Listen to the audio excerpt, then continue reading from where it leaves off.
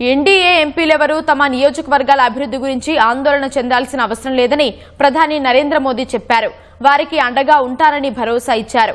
ఇదే సమయంలో విపక్షాల నిరసనలతో పార్లమెంటు కార్యకలాపాలకు పదే పదే అంతరాయం కలుగుతుండటంపై ప్రధాని ఆందోళన వ్యక్తం చేశారు.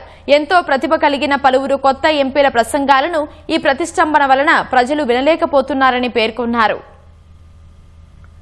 పార్లమెంట్లో వచ్చే వారం కీలక బిల్లుల్ని ప్రవేశపెట్టనున్న వేళ ప్రధాని మోదీ ఎన్డీఏ భాగస్వామ్య పక్షాల ఎంపీలతో అల్పాహార విందు నిర్వహించారు. Telugudesam, Janasena, Republican Party of India, Rashtriya Lok Morcha, AIADMK, UPPL, Shivsena, NCPI ఎంపీలు సుమారు 40 మంది ఈ భేటీకి హాజరయ్యారు. ఇందులో ఎక్కువ మంది ఇటీవలే ఎన్డీఏతో చేతులు కలపగా వారికి భరోసా ఇచ్చేలా మోదీ మాట్లాడారు.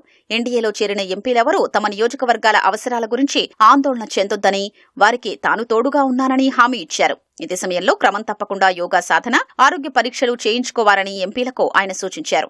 ఈ సమావేశంలో మంగళగిరి పట్టు శాలువాను ప్రధాని మోదీకి టీడీపీ, జనసేన ఎంపీలు బహూకరించారు. ఈ సందర్భంగా రాజకీయ పాఠాలు బోధించిన ప్రధాని సోషల్ మీడియాలో చురుగ్గా ఉండాలని సూచించారు.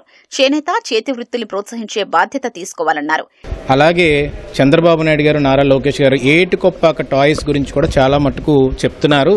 అది మీరు కొంచెం ఆలోచన పెట్టుకుని, మీరు మన్ కీ బాత్లో 2 సార్లు ఏటుకొప్పాక టాయ్స్ గురించి మాట్లాడారు అని చెప్పాను. చెప్పిన వెంటనే ఆయనేమో వరల్డ్లో చాలా డిమాండ్ ఉంది టాయ్స్కి, అది నేను అందుకనే మన్ కీ బాత్లో 2-3 సార్లు మాట్లాడాను. దానికి ఆన్లైన్ ప్లాట్ఫామ్ పెట్టి మనకి ఫారిన్ కంట్రీస్కి అమ్మే విధంగా మనం చేయాలంటే నేను దాన్ని వెంటనే సార్ వాళ్ళకి ట్రైనింగ్ కూడా ఇప్పించాలి. ఎందుకంటే మధ్య మధ్యలో కొంతవరకు వాళ్ళు చేసిన కష్టం అది ఉంటుంది, ప్రతి బొమ్మ వెనకాల వాళ్ళ లైఫ్ ఉందని చెప్పడం జరిగింది. సోషల్ మీడియాలో ఏ ఎంపీ ఎంత క్రియాశీలకంగా ఉన్నారో వివరిస్తూ ప్రధాని మోదీ సమావేశంలో పాల్గొన్న వారందరికీ ప్రత్యేక రిపోర్ట్ ఇచ్చినట్లు తెలిసింది. కీలకమైన మహిళా రిజర్వేషన్లు, నియోజకవర్గాల పునర్విభజన బిల్లుల్ని పార్లమెంట్లో ఆమోదించేందుకు ప్రభుత్వం అడుగులు వేస్తోంది.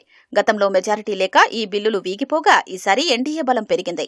20 మంది టీఎంసీ ఎంపీలు జూన్లో ఎన్సీపీఐలో చేరారు. శివసేన యూబీటీని వీడిన 6 ఎంపీలు శివసేన తీర్థం పుచ్చుకున్నారు. మరోవైపు ప్రధాని మోదీతో శిరోమణి అకాలీదళ్ అధ్యక్షుడు సుఖ్బీర్ సింగ్ బాదల్ విడిగా సమావేశమయ్యారు. పంజాబ్ అసెంబ్లీ ఎన్నికలు సమీపిస్తున్న వేళ బీజేపీ, అకాలీదళ్ మళ్లీ చేతులు కలుపుతాయనే ఊహాగానాలకు ఈ సమావేశం ఊతమిస్తోంది.